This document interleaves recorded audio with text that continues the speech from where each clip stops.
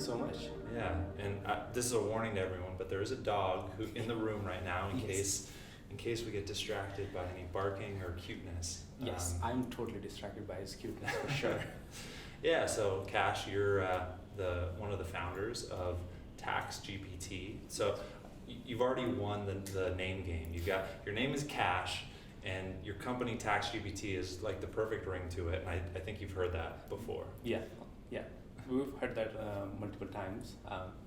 Let's see where it goes. Yeah, and so obviously we're recording in person. We're here in Amid Labs in downtown San Francisco, and your office is just a block or two up Market Street from us, right? Yeah, a few blocks away from here.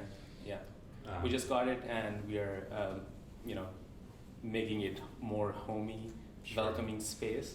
It's a lot of work, but we just get starting there, and we're gonna open it up for the community also, so they can visit, and other founders, some investors.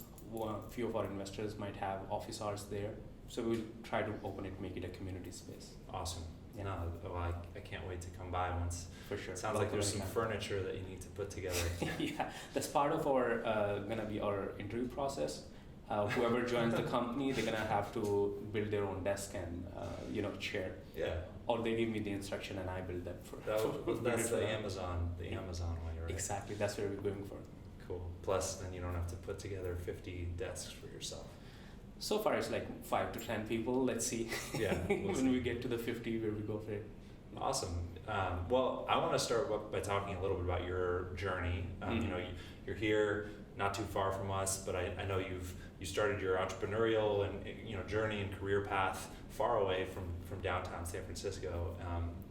And actually in a different field as well. Yeah. So maybe you can tell us a little bit about just your story. And I know actually your co-founder is, I believe, your wife or your partner. Yeah. So I'd love to kind of hear some of the journey to get to this point and where you started from. Sure. How far should I go back? As far as you want. I'm curious. I would love to hear more. I know we've talked a little bit, but I haven't gotten the details. Okay. I'll give you a little bit overview. I grew up in Pakistan. Lower middle class family. First one in my family to finish the high school, go to college, and I studied accounting a little bit in college. And then I decided that I want to be a journalist. So I have a master's degree in journalism. Pakistani master equal to bachelor's degree here. It's a weird English system there. So, and I worked as a journalist in Pakistan for good 4 to 6 years. And in 2016, I got this interesting opportunity to do a fellowship program with Wall Street Journal and report on Pakistani entrepreneurs working in the Silicon Valley back home in Pakistan. Mm-hmm. So first time on the plane, I had $169 in my pocket and, landed in San Francisco. Thank God that, the scholarship, they put me in a hotel and gave me a little bit of stipend, so I was not immediately homeless. So worked for Wall Street Journal for a few weeks together, a lot of good people, met a lot of cool people, interviewed a lot of great founders. And, when you are living 10,000 miles away in Pakistan, you have this idea like entrepreneurs are maybe like 8 or 10 feet tall people, and when they walk, like everything else is still, and Obama is tweeting about them and everything. But I met a lot of cool people, very nice people, very super smart, super sharp, and that inspired me to think a little bit bigger about this country and what this opportunities are available in this country, and how it can be the American dream that comes up a lot in the conversation. Yeah. So I after finishing my fellowship program, I decided to stay around here, and and then I decided like, okay, if I'm new here, new country, new language, I speak a little bit English. I have my own struggle with learning English. That's a story for another time. But immediately I was moved into Tenderloin, not too far away from here, in an under construction building. Got a bunk bed for $500 a month. I got a job washing dishes and cleaning floors in a restaurant. I used to make $800 a month, $500 for the bunk bed, and I used to smoke at that time, so $10 per day Yeah. for the smoking. And the food was taken care of in the hotel. They were really nice people, still friends with them, super nice guys. And and every other waking hours of my life was like trying to learn programming. So that's how my American journey started. Very, ragtag, very from Yeah. the basic, bottom of the barrel. Learned to program. I spent a lot of time. Then I thought maybe I should go to school to get a degree. Looked at Stanford, Berkeley, all of these, and when I looked at the fees, I was like, there's no way in hell that I will be able to pay that much. Yeah. At that time, boot camps were a big thing. So coding boot camps, I started reaching out to coding boot camps. I decided, okay, I'm going to do a coding boot camp. So I reached out to 6 or 7 of the boot camps, and I gave them my pitch. I was like, hey, I'm new to the country. I don't have a bank account. I don't have a social security. I don't have any credit card and don't have any credit score. So if there is a way that I can join your boot camp and pay you later, I would love to do that. I'm new to the country. There's fire in my belly. I want to prove myself. So 5 out of 7, rejected. They're like, no, sorry, we don't have anything of that nature available. The 6th one gave me a 50% discount offer, but it was still $8,000. I was like, well, funny story. I'm surviving in San Francisco on $800 a month. But the 7th one was General Assembly. They had a partnership with Adobe where they invest in people coming from non-traditional background like me, and they pay for the fellowship program. That program is still live. Now they do it once a year. It's called Adobe Digital Academy. So I got that scholarship. I went into the boot camp. It was so intense. I have to drop out once. And I thought maybe Adobe is going to pull the scholarship and everything, but they were really nice people. They helped me along the way. And the feedback was really nice. Learned a lot in the boot camp. Was able to become a reasonable developer enough that Adobe offered me an internship. So I got the internship. I end up starting internship with Adobe, and that internship was the first day I know that, okay, I will be becoming a Salesforce developer. That's the expectations there.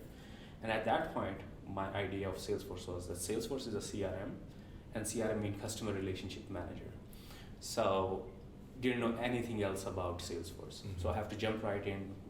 I took it as another boot camp, learn anything, from learning Salesforce from a user perspective, system admin perspective, and as a developer perspective. I completed a project, delivered it to the team. Fortunately, there was a vacancy available. There was a seat available and budget available, and they offered me a full-time position. So moving to San Francisco with $169 in April 2016 to getting a full-time offer from Adobe in October 2017, 18 months. That was the longest 18 months of my life. Yeah. But I made it. Amazing. that was. I still count it as an entrepreneurial journey. That portion, when I was just trying to survive. Sure. But it showed me the possibility of this country. Like, if you put in the work, if you put in the hours, if you put in the time and skills required, you can achieve anything. So after that, I worked for Adobe for good almost 3 years, and in the meantime, my story was really public on LinkedIn. So people started reaching out to me like, "Hey, I don't want to change my career. How do I change my career? Like, I'm really inspired by your story." So I started jumping on the call with people. I helped out a lot of folks. Some made it, some didn't. I tried my best with everything. And at that point, I realized that there is a gap in the market, that Salesforce is a very good starting point that can be for a lot of people to change their career, especially the Salesforce administration side. It was because there is no coding required, and it opens up a door that it can be take them to much higher things.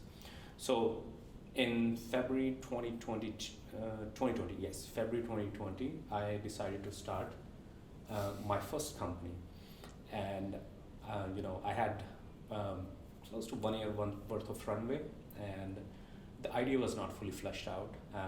So I left Adobe, and I thought, okay, I have a 1 year worth of runway. The world goes upside down, doesn't matter, I have 1 year worth of runway. Well, little did I know, the world did go upside down within a month. Yeah. Pandemic hit, and everything shut down. I moved to San Francisco, from San Jose back to San Francisco. Everyone was confined to their own apartment. So yeah, that was troubling time for everyone else. Sure. And but we started building. I was the only solo founder in the first startup. So we started building, and we started. It didn't work out in a way. At the end of the day, we launched the product. Nobody used it. So number one lesson that I learned as a founder: launch faster, and talk about your idea openly, as much as you can. The first-time founders have this problem. I had this.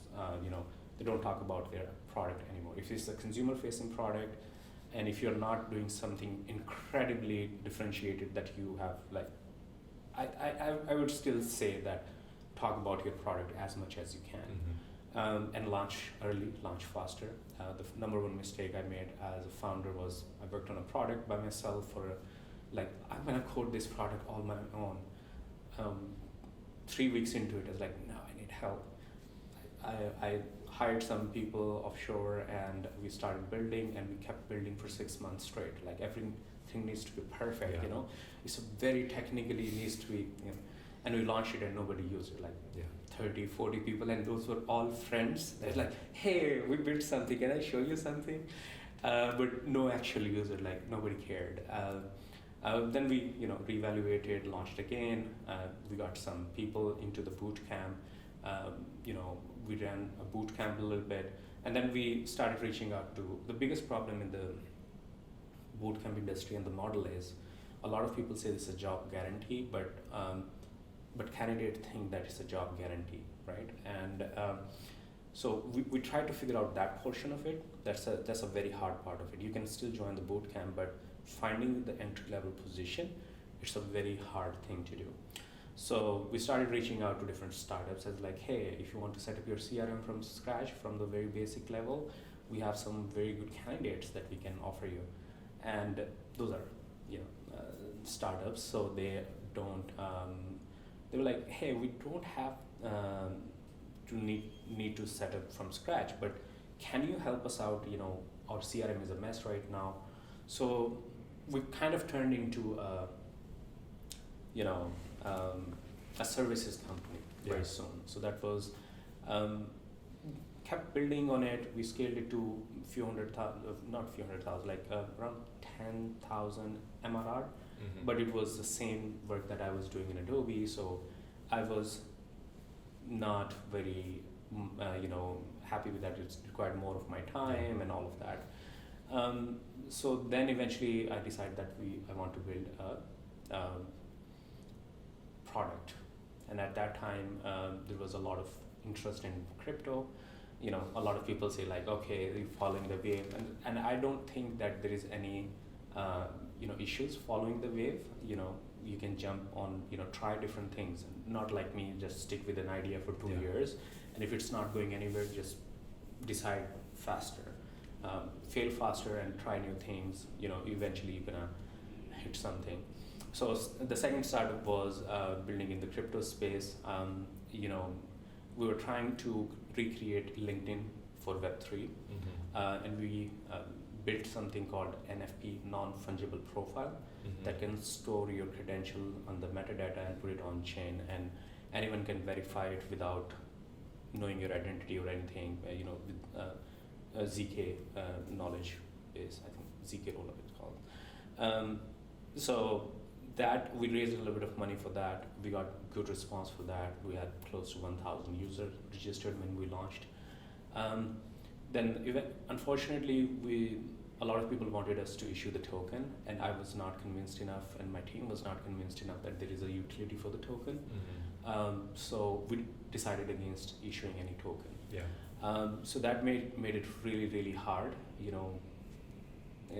building, raising the next round for that. You weren't crypto native enough. Yeah, I mean, I believe crypto has a little bit of a user experience problem. We decided to help people on board. They can sign up with their email, and we can create a wallet at the back end for them. We used a integration for that. And for our surprise, like out of 1,000 users, 700 signed up with their email. So maybe it's like a crypto native issue is in the mind of very crypto maximalist people. Maybe there is a way to learn some lessons from Web 2 and implement those easier sign-up processes and adding a little bit of security there. I mean, this is things are up for debate. So user experience. So that did not go anywhere. We were not able to raise the next follow-on round for that. We have to let go of the team and all of that. So now it comes down to February 2023. I'm a jaded founder, 3 years into my startup journey, and nothing to show. Burned off all of my savings, but things were great on the personal side. I met my wife, Isabella, and we got married in December 2022. Now in February 2023, I am trying to figure out what's gonna be my next steps. I'm interviewing in multiple different places. I was like, okay, I'm gonna take a step back, go work somewhere else, and see where things take me. Like, just take a breather. Maybe I'm not built out for this. Being founder is not a good thing for me. And at the same time, when I'm going through all of these interview processes and everything, I get this. I'm trying to solve this issue. Like, hey, we just got married in December 2022, and in the last tax year, we've been just married for 2 weeks. Do we need to file together our taxes, or do we need to file separately? And I spent like good 30-45 minutes trying to figure out the answer to this question, and I couldn't. And it's like, okay, something has to be easier in life, not only finding the job, and this was a lot of stress. So I was playing around with OpenAI's API at that time. I thought like, okay, maybe there's just something called TaxGPT should exist. So I bought the cheapest domain possible for $2. That was taxgpt.info. Eventually we got taxgpt.com. I built the whole prototype, the first version of the product by myself with the no-code tools on Bubble, and I hardly wrote like probably 20 lines of code, making an API call and adding some prompts and all of that. Yeah. And I launched it, and I thought maybe 30, 40, 50 people will use it, but it took off, and here we are. Yeah. So this was in February of 2023. Yeah. And now we're in February of 2024. So 1 year into your third startup now. This one seems to be going a little bit better than the first two. You learned some things. So you got the domain. Maybe one of the learnings is actually picking the right name matters, and clearly the name both is nice and short, but it also really makes sense, like the connection to the product that you're building, and the authority that comes with having that name. I think it strikes me as like, wow, like this is the company that should be doing this. They have the name, right? Yeah. It was pure luck in a way. Like, we got the domain before OpenAI did the GPT-4 demo, when they tried to train GPT-4 as a tax GPT, and we were already live, 3-4 weeks into it, and then people start searching for TaxGPT, and we end up on the top, and that started another cycle of people searching for TaxGPT coming in, Yeah. user growth and all of that. So there was pure luck. Sure. I think it still is a good name. Yeah. So yeah. Yeah, so tell us a little bit about what TaxGPT actually provides, tool, service, what is the actual product, and then we can talk a little bit more about like how you've implemented it and where it will evolve in the future. Yeah. So from the user perspective, I went out to solve the problem for an individual user who has a simple tax question. A lot of our early users are, and still is, are individual tax filers that need some guidance, right? And our questions are answers to their questions are educational. It's more of an educational resource. So we launched it and we thought, okay, the hype will die down after April when we started getting, I think 500 signups every week. And I thought, like, this hype will die down after tax seasons are done. So we will be, probably need to figure out something else. To my surprise, the hype did not die down. I'm talking about last year, April, like February to April cycle. People still kept signing up and kept asking questions.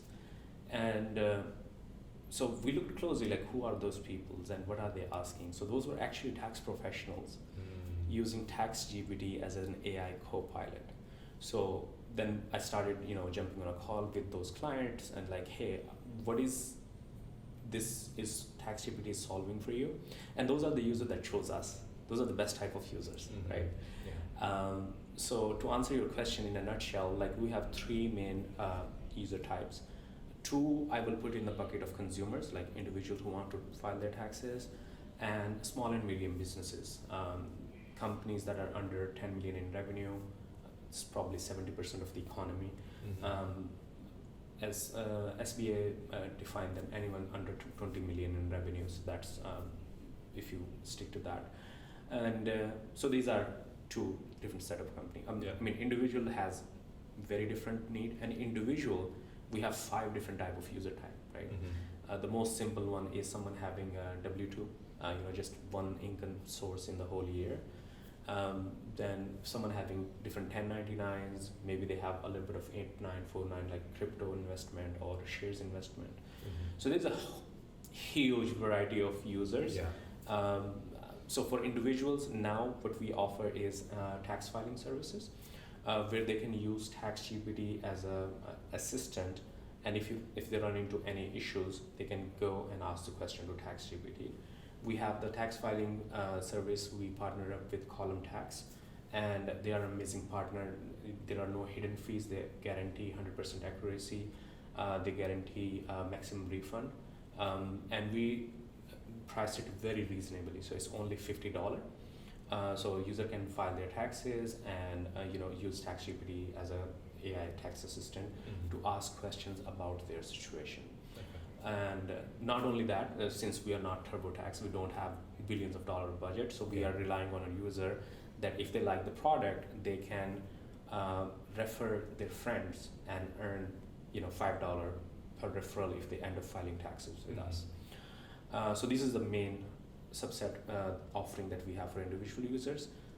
Then we have a chatbot, TaxGPT agent, specially customized for businesses. We're not charging anything for that. It's available for free, similar to our AI chatbot, a tax assistant for individuals. That's also available for free. We only charge for the tax filing product. But we have the main, tax professionals are our main ideal customers profile. They need of the, look at from this perspective, like individual user, how many time in a year do you think about asking a tax question, or do you have a problem related to taxes? Probably a few done, right? You might have tax planning. Tax planning. Yes. But that's one. It's less of like I know I just need to get it in before the deadline, but it's like I'm thinking about the future here. How could I set myself up in the right way? To avoid issues in the future. Exactly. And that's tax planning is right now. It's one of those services that only very ultra rich people can afford. Mm-hmm. Not ultra rich, like, but someone that has more than a million or to few million net worth, they can afford that tax planning. Yeah. So in terms of roadmap, we see TaxGPT turning into that. Mm-hmm. Your AI tax assistant, not only for filing your taxes, but tax planning, tax strategy, and not only that, your financial management, like your monthly expense management, Mm-hmm. like as an individual, as a household, and giving you some sort of guidance. There are tools that we are thinking about. Debt snowballing. It's very close to my heart. There are a lot of tools that exist that show you how to invest your money, but no one care about how to get people out of the debt and make them teach them the ways to get more money. Yeah. Legal ways, obviously. Yeah. So we see that the product evolving in that direction, 360 platform for personal financial management. And I give this analogy. I think that is the need of every household in America, like Amazon Prime is. Mm-hmm. This is the same amount of money people spend on tax filing every year, $150 to $300, depending on the situation. And I think there should be a service that not only help them with tax filing, but also monthly expense management, savings, investments, and all of that. So that's our vision. We are going towards the individual tax filers. Yeah, I mean, it's just thinking about your story and deciding, hey, I want to go to school, and then you're like, well, Stanford and Cal are going to cost far more money than I can afford. But how do you actually get that the job to be done? How do you bring that down market to more people? And so you obviously went into the boot camp, Mm-hmm. but I feel like there's like a parallel here where there's a lot of things that maybe people can't afford, or they don't actually know how to get those services efficiently. And so TaxGPT can actually grow into a position to provide these really important things for everyone needs to figure it out, just like education. But you're able to provide them that in an accessible way that I think also, and this is just more broadly about a lot of generative AI is providing a kind of good enough service without needing to cover the cost of a high paid professional kind of human worker who they're going to specialize in the upper end of the market, but it's like bringing that downstream. Exactly. And a good example would be a lot of people don't know about loss harvesting. There's a standard limit for that, 31st December. Mm-hmm. I didn't know about that either. I got to learn about it a few years ago.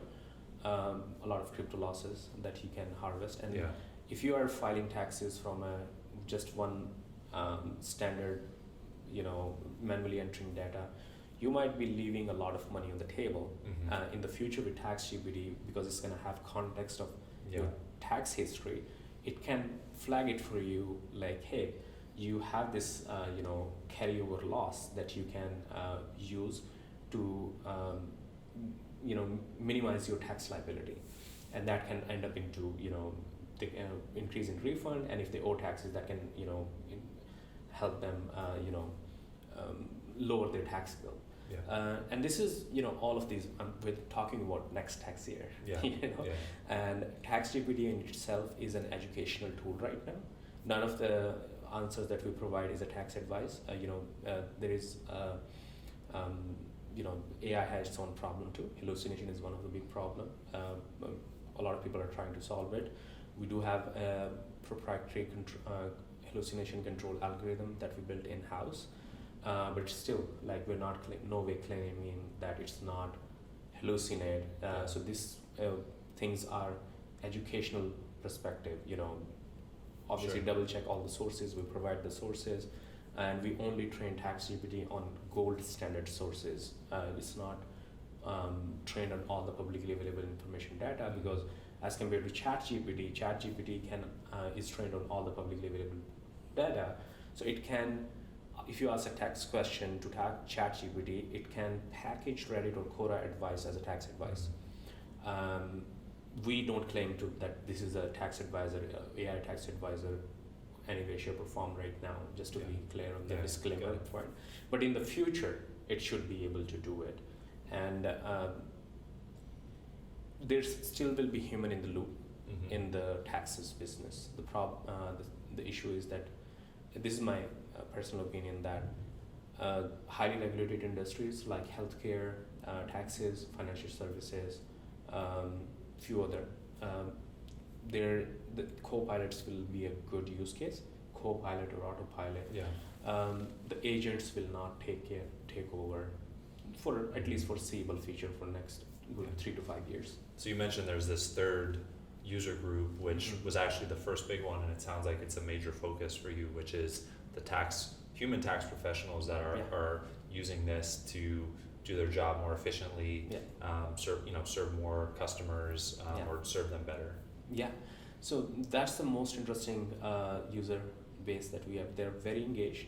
I thought people in the tax industry will see TaxGPT as someone that is trying to come for their job, Mm-hmm. but we couldn't be wrong. Like, we got so much positive feedback from the community, and majority of the tax firms are owned by mom and pop.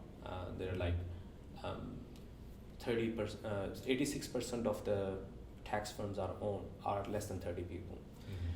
So they are not going to be necessarily building something LLM related in-house, Yeah. right? So they can use all the help they can need. So how tax professionals are saving the time right now, for example, we have the TaxGPT research tool. If they go in and they ask a question, and they already have, by the way, there is an option to look for the research on all the other sources. There are content library exist. There are big names like Thomson Reuters, Bloomberg, Mm-hmm. CCH, WK, like there are big names that already have. Yeah. First of all, those products are super expensive, super expensive. When I'm talking about like it can run up to, just a research tool can run up to $50,000 a year, Mm-hmm. and we are providing it very reasonable entry price. And when it comes to saving time, there is one tax research question asked to TaxGPT. It can save them minimum of 15 minutes to up to few hours of time. Mm-hmm. I do this demo. I do talk to tax professionals all the time. There's a light bulb moment that comes into, today we actually ran a good webinar. There were like 300 people on that. So we talk to community very frequently, and so for them it's saving that time. Mm-hmm. Then we have a memo writing tool where they can generate their emails, like not only email but tax related emails. They can write a memo. On average, people say that they spend half of their day writing emails. So that's a big help, the tax memo tool. It's a little bit more open. It's only available to professional users. Mhm. It's not available to everyone else. Yeah. It's in the beta stage, so we are polishing it a little bit more. So there is a lot we can do there, and this Yeah. is a whole throughout the year service for them. Awesome. So, you're one of obviously in San Francisco, there's many entrepreneurs who are building, kind of with this new wave of technologies that, is both, models from commercial enterprises as well as open source, and kind of navigating that landscape. But I think there's probably, even outside our little bubble here, there's many people who are attempting to build their own AI, product companies and product, plus service type of businesses. You're a year in, but you are here at the kind of the center of things. I know you have some high profile investors as well, so you're probably getting some of the bleeding edge. But what kind of learnings have you had, and recommendations might you make for other people who are pursuing these types of businesses? Yeah, I mean, one thought on overall state of AI.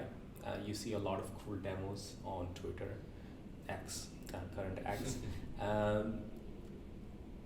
Demos are cool, but keeping up with the demand production, and building a production ready environment, it's hard.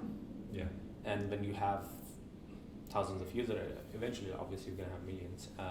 So that's then you think twice, 3 times, a lot of times, like, okay, if we're gonna introduce this new cool technology, but it's gonna have impact on accuracy, how it's gonna work with our other systems and all of that kind of stuff.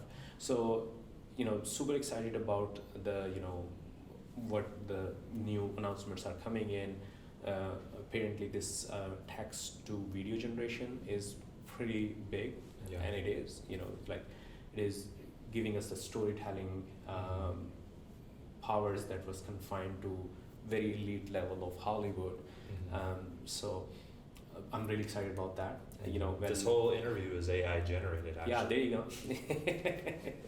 I mean, it's not too far away, I guess. When I decided to leave journalism and jump into software and I wrote down like 16 different books and film ideas, and I think 12 of them are still very valid. And I'm really excited to unleash that creativity, like the books and the short movies and documentaries. Documentary is a different beast, but like creating an imaginary world, going back to that. So I'm really excited about, that how it's unleashing the creativity, and that will be super interesting to see. Yeah, I just earlier today did another interview with a guy who's a kind of film and media professional, television professional, and he recently released a short film that he did that's super incredible, and he basically made a short film about one of like his great grandfather, and he had just he had like a stack of paperwork, research that family members had done, and then he had one photo of this person. He made a short film that's really compelling, and I think is just like the earliest days of we were talking about how this new Sora model from OpenAI, like in the not too distant future, his film could be even much more robust and cinematic. But I think, like you said, like this tech, whether it's for tax advice and tax planning, or creativity and writing your book or making your film, it's like lowering the barriers to entry for so many people. And certainly there is maybe risk, and there's this fear from the professionals in those industries, but I think the ones who jump at the opportunity to adopt these tools like TaxGPT, if you're a tax planning professional, jump on board and then actually become much more efficient and be able to provide a better service to your customers or more customers. So I think we're certainly in the era where there's a ton of consumer surplus to be had, and in the future maybe there are those risks of, well, maybe certain jobs are taken, but I think that certainly we have like a more of an optimistic take about this. Yeah, and one more thing I will add on this, like there are industries that really need help of AI, and taxing and accounting is one of those. There was 300,000 tax professionals that left the job due to burnout during the pandemic in the last 3-4 years. These are Department of Labor states. And US is going to face a shortage of 134,000 tax professionals and accountants in the next 10 years. So, and young people are not choosing the accounting field. Like it's growing like 6% less. This is an AI CPA report. Like less and less people are sitting in the CPA exams. So there is like, and it is affecting, I'm blanking on there is this county where there was no accountant and they couldn't release the funds to repair a road. So it is affecting public safety. It's I would go as long as saying that it's a national interest matter in a way, because, and this is the White House report that came out few weeks ago or few months ago that says Americans spend $6.5 billion annually on tax filing, and inefficiencies in the tax system cost us $260 billion. So these numbers got so big, and so like building efficiencies with AI, I think that's the solution, and that's what we are building on TaxGPT. Awesome. Well, Kash, super great hearing about the story. Your journey is really, I think, inspirational for many. So I'm glad we got to actually start at the earliest beginnings and see and kind of hear about showing up in San Francisco with just a small amount of change in your pocket basically, and now here you are, you know, startup founder with a lot of success and attacking really big problems that impact, you know, certainly everyone in America and probably most people around the world. So yeah, we'll be following along. It's really inspirational. Appreciate the invite and thank you so much for your time too. Thanks, Kash. Thank you. Okay.